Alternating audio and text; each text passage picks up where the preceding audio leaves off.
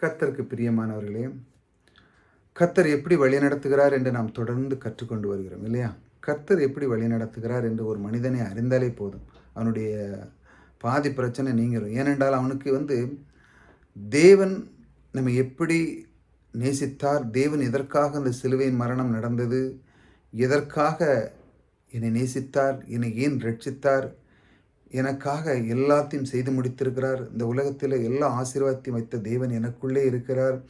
இப்படி ஒரு மனுஷன் அறியும் பொழுது அவருடைய வழிநடத்தலை அவன் அறிந்து கொள்கிறான். பாருங்க, அவருடைய வார்த்தைக்கு நேராக போவோம். கர்த்தருடைய தாசனாகிய மோசே உங்களுக்கு கற்பித்த வார்த்தைகளை நினைத்து கொள்ளுங்கள். உங்கள் தேவனாகிய கர்த்தர் உங்களை இளைப்பார பண்ணி இந்த தேசத்தில் உங்களுக்கு கொடுத்தாரு.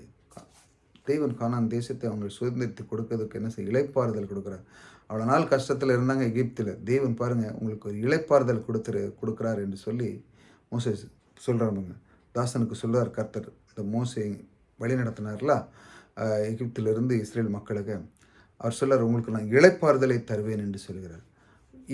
நான் உங்களுக்கு சொல்லுகிறேன், இன்று நீங்கள் எத்தனை விதமான சூழ்நிலையில் இருக்கலாம். கஷ்டத்தில் மத்தியில் இருக்கலாம், பொருளாதார பிரச்சனையில் இருக்கலாம், நோய் நொடிகளில் இருக்கலாம், ஏதோ வேணாலும் இருக்கட்டும். ஆனாலும் தேவன் சொல்லுகிறார், நான் உனக்கு ஒரு வாக்கு பண்ணுகிறேன் என்று இந்த நாள் அவர் சொல்லுகிறார். பாருங்கள், என்ன வாக்கு பண்ணுகிறார் பாருங்கள். உனக்கு கற்பித்த வார்த்தைகளை நினைத்து கொள்ளுங்கள். எந்த வார்த்தை? தேவன் சொல்கிறார், நான் உனக்கு கற்பித்த வார்த்தை என்னது? நான் உன்னை விட்டு விலக மாட்டேன், உன்னை கைவிட மாட்டேன். நீங்கள் என்னைக்காட்டு சொல்லியிருக்கீங்களா? சூழ்நிலை மத்தியில் என்னை விட்டு விலக மாட்டேன் என்று, என்னை கைவிட மாட்டேன் என்று சொன்னீரே என் தேவன், நீர் எனக்குள்ளே இருக்கிறீர், எனக்கு ஏன் கவலை அப்படின்னு சொல்லியிருக்கீங்களா? இந்த நாவை தேவனுடைய வார்த்தைக்கு நீங்கள் எவ்வளோ பயன்படுத்திங்களா? சூழ்நிலை வந்த பிறகு தான் ஐயோ அம்மாங்கிங்க.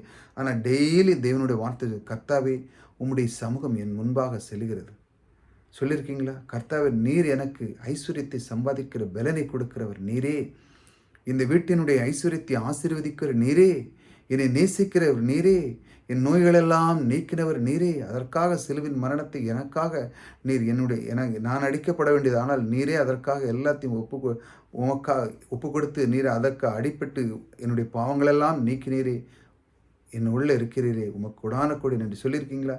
இப்படி அவருடைய வார்த்தைகளை, உங்கள் வார்த்தைகளை கற்பித்த வார்த்தைகளை நினைத்து கொள்ளுங்கள் என்று சொல்கிறார். இந்த மாதிரி வார்த்தைகளை நீங்கள் கொள்ளும் பொழுது உங்கள் தேவனாய் கர்த்தர் உங்களுக்கு என்ன பண்ணுவார்னா இளைப்பாறுதல் பண்ணுவார். இளைப்பாறுதல் பண்ணும்போது நீங்கள் எந்த தேசத்தில் இருந்தாலும் சரிதான், அது எப்பவும் கானான் தேசம்தான். எப்படி? வார்த்தைகளை கை கொள்ளுதல், அது ரொம்ப முக்கியம். மோசைக்கு தான் அந்த பலகை கொடுத்துருந்து 10 கற்பனைக்குள்ளது. தேவன் அந்த கற்பனைகளை கொடுக்கும்போது தான் அதை வார்த்தைகளை, அதாவது புக் வடிவில் எடுத்து கொடுக்கணும். மோசை அதுக்கப்புறம் வராரு, அந்த புக் வடிவில் அவங்க படிக்கணும், இதெல்லாம் செய்யணும்னு சொல்லி தான் இந்த இந்த ஜென்ரேஷன் அப்படியே வருது. அப்பொழுது தான் அவர் சொல்கிறார், கர்த்தர் தாசனை உனக்குள் கற்பித்த வார்த்தைகளை, உனக்குள்ள ஒரு கற்பித்த வார்த்தைகளை நினைத்துக்கொள். கர்த்தரை பற்றி நீ என்னெல்லாம் உனக்கு கற்றுக் கொடுத்த அந்த வார்த்தைகளை நினைத்து, வார்த்தை வேர்ட்ஸ் ரொம்ப முக்கியம். அதனால தான் வார்த்தைகளை நாம் சரியாக கையாளும் பொழுது நம்முடைய வாழ்க்கை மிக சிறப்பாக இருக்கும். நம்ம உள்ளத்தில் என்ன விதைக்கிறோங்கிறது வார்த்தையை பொறுத்து இருக்குது. நம்ம எந்தெந்த வார்த்தை உள்ளத்தில் விதைக்கிறோம். எண்ணங்கள் பலவிதமான வரலாம், அது நிறைய வரும். உலகத்து சும்மா உட்காந்திங்கன்னா உங்களுக்கு தப்பு தப்பான எண்ணங்கள் வரும், அப்படி வரும், இப்படி வரும். அதெல்லாம் தப்பே கிடையாது. நீங்கள் எந்த எண்ணத்தை உள்ளத்தில் போடுதீங்களோ அதுதான் தப்பு. எது சரியான எண்ணத்தை நீங்கள் உள்ளத்தில் விதைக்கும் போது உங்களுடைய வாழ்க்கை சிறப்பாக இருக்கும். அதான் சொல்கிறார், உங்களுடைய உன் வார்த்தைகளை நினைத்துக்கொள், அப்பொழுது நான் உனக்கு இளைப்பாறுதலையே தருவேன் என்று அவர் சொல்கிறார். இப்படித்தான் அவர் உங்களுக்கு வழி நடத்துகிறார். நிறைய பேருக்கு இளைப்பாறுதல் முடியுமென்றுக்கு, நிறைய பேருக்கு நேரம் கிடைக்கலன்னு சொல்கிறாங்க. இளைப்பாறுதே முடியல, எனக்கு நேரமே கிடைக்கலப்பா அப்படின்னு. தேவனுக்காக நீங்கள் எவ்வளோ நேரம் கொடுத்துருக்கீங்க?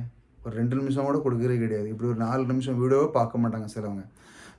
தேவனுக்காக நேரத்தை கொடுத்தவங்களுக்கு தான் இளைப்பாறுதல் கிடைக்கும். தேவனுக்காக வார்த்தைகளை தினமும் தியானிக்கிறவங்களுக்கு தான் இளைப்பாறுதல் கிடைக்கும். தேவனுடைய வார்த்தைகளை அதிகமாக கேட்டு தேவனோடு அந்த வார்த்தைகளை தியானித்து அந்த வார்த்தைகளுக்குள்ளே நம்ம போய் தேவன் என்னை இந்த அளவுக்கு நேசிக்கிறாரா, என்னை புது சிருஷ்டி ஆக்கியிருக்கிறாரா, அந்த உலகத்தில் இருக்கிறவனை பார்க்கிறேன், என்ன இருக்கிறேன் பெரியர் என்று சொல்லியிருக்கிறீரே, இதையெல்லாம் எனக்குள்ளே ஒரு அற்புதமான ஒரு தருணத்தை எனக்கு உண்டு பண்ணி இந்த பூமியில் எனக்கு இதெல்லாம் கேட்கதற்கு ஒரு பாக்கியத்தை கொடுத்திருக்கிறீங்களே என்று எத்தனை பேர் இருக்கிறாங்க கிறிஸ்துவங்க.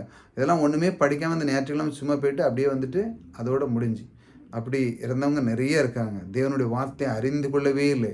தேவனுடைய பொக்கிஷத்தை அவங்க கண்டுகொள்வதில்லை. 6000 வாக்குத்தத்தங்களை படிச்சது கிடையாது. ஒண்ணும் கிடையாது. ஒண்ணுமே செய்ய மாட்டாங்க. ஆனா எல்லாம் நடக்கும்னா எங்க நடக்கும்? நடக்காது. இளைப்பாறுதல் வேண்டால் வார்த்தை என்ன சொல்லுதாரு? வார்த்தையை நினைத்துக்கொள். தேவனுடைய எல்லா வாக்குத்தத்தங்களும் அவர் என்ன சொல்லியிருக்கிறார்? எப்படி நடக்க வேண்டும்? எப்படி இருக்க வேண்டும்? இந்த நாவை எப்படி கையாள வேண்டும்? எல்லாம் சொல்லியிருக்கிற அந்த பைபிளை எடுத்து நீ ஒவ்வொரு நாள் நினைத்துக்கொள். தேவன் எ க எப்பேர்ப்பட்ட அந்த அன்பை நமக்கு தந்திருக்கிறார். கர்த்தர் எவ்வளோ பெரிய நல்லவர். அதை நாம் அறிய தான் நம்முடைய வாழ்க்கையில இளைப்பாறுதல் கிடைக்கும். இல்லைன்னா நீங்க உங்க பிரயாசத்துல பட்டு முடியவே முடியாது. 10 கற்பனையில நினைச்சு அப்படியே இருக்கு. எப்படி பண்ணான்னு அவனால முடியலையோ அதே போல தான். கிறிஸ்துவை உள்ளத்தில் ஏற்றுக்கொண்டால் உங்களுக்கு இளைப்பாறுதல். நீங்க உங்க பிரயாசத்துல நான் 10 கற்பனையெல்லாம் பண்ண போறேன். அதை செஞ்சிருவேன், இதை செஞ்சிருவேன், என்ன அப்படி பண்ணிருவேன். ஒண்ணும் நடக்காது. கிறிஸ்துவ உள்ளத்துல ஏற்றீங்கன்னா உங்களுடைய வாழ்க்கை சிறப்பா இருக்கும். இப்படித்தான் அவர் உங்களை வழிநடத்துகிறார். கர்த்தர் எப்படி வழிநடத்துறார் என்று நாம் தொடர்ந்து கற்றுக்கொண்டு வருகிறோம். கர்த்தர் உங்களோடு கூட இருக்கிறார். புதிதா வந்தவங்க சப்ஸ்கிரைப் பண்ணிச்சாங்க. தொடர்ந்து இந்த மாதிரி வார்த்தைகளை கேளுங்க. கர்த்தர் எப்படி வழிநடத்துகிறார் என்று கேட்கும் பொழுது நம்முடைய உள்ளம் மகிழ்ச்சியா இருக்கும். கர்த்தர் உங்களோடு கூட இருக்கிறார். கர்த்தர் உங்களை ஆசீர்வதிக்கிறார்.